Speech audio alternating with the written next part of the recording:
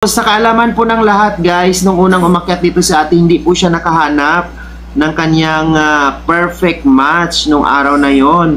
Pero napakarami guys na nag-PM sa akin na gusto kong pwedeng makilala po si ate. Ayan, so nandito na siya ngayon guys. So 37 years old po si ate. Ano pong pangalan niyo po ulit ate? Joanna po.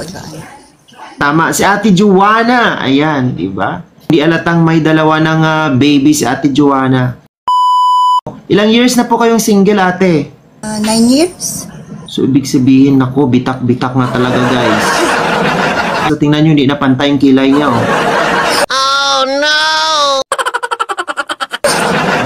Mataas yung isa, mababa yung isa. Nakakaranas ng manakanakang El Nino phenomenon si ate.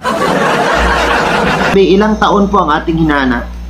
Yun sanang ahead sa akin. Ayoko nang mas bata sa akin. Gusto ko. Okay, so you are 37, so most probably 38 and above.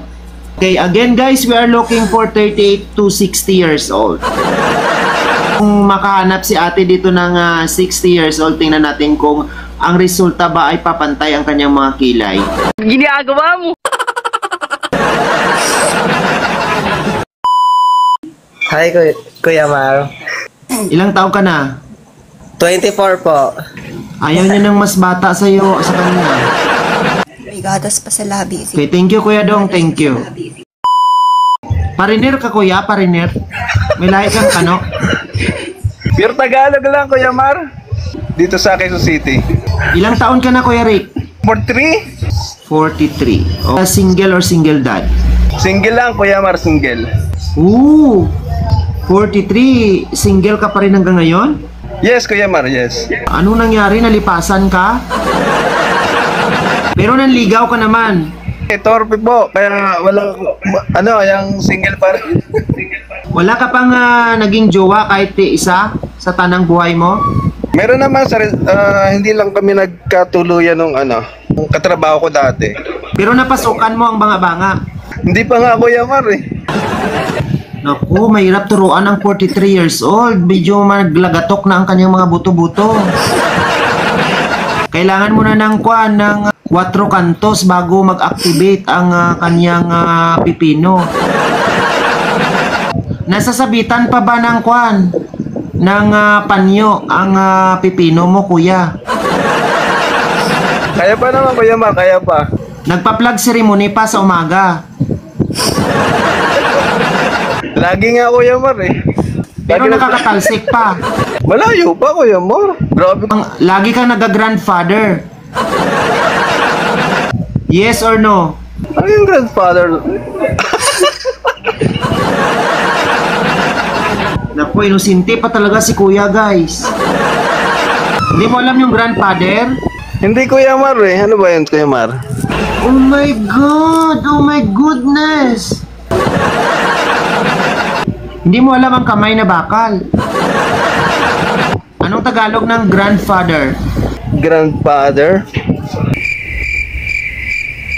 Lolo?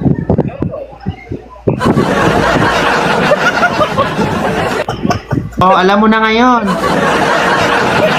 So, naga-grandfather ka na? Yes, Kuya Mar, yes.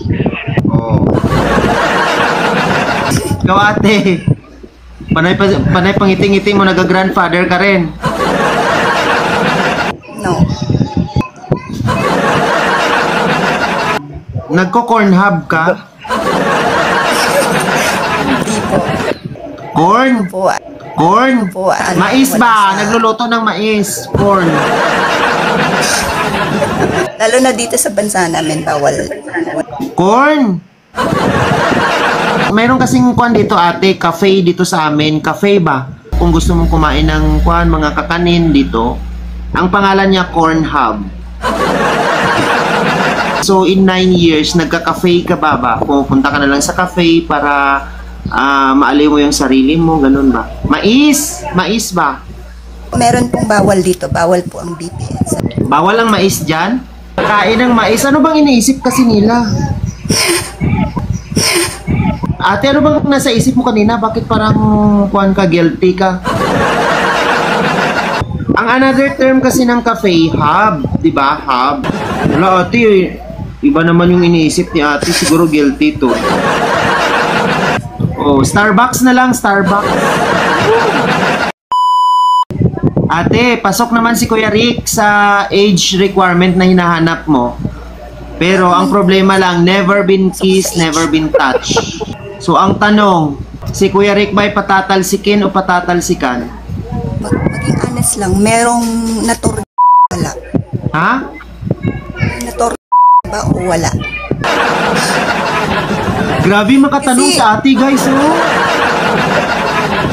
Akala ko pa naman napakakuha ni ate yung parang dalagang Pilipina. Pero grabe makatanong guys.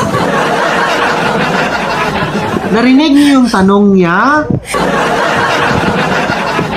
Hindi, kasi hindi ako naniniwala sa at the age of magpo-43 na siya never been kissed, never been touched. Kuya Rick, even once, hindi ka man lang nakatikim ng pineapple pen?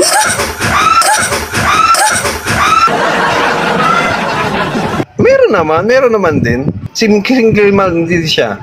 Pero ano, hindi rin kami nagtagal nung pling-pling lang. Parang hindi naman seryosohan. Ulo-ulo lang. Iba kasi talaga yung yung seryoso na. Patatalsikin Wala na o po. patatalsikan? Matatalsikin. Matatalsikin kaya hindi siya naging honest from the start. Hala.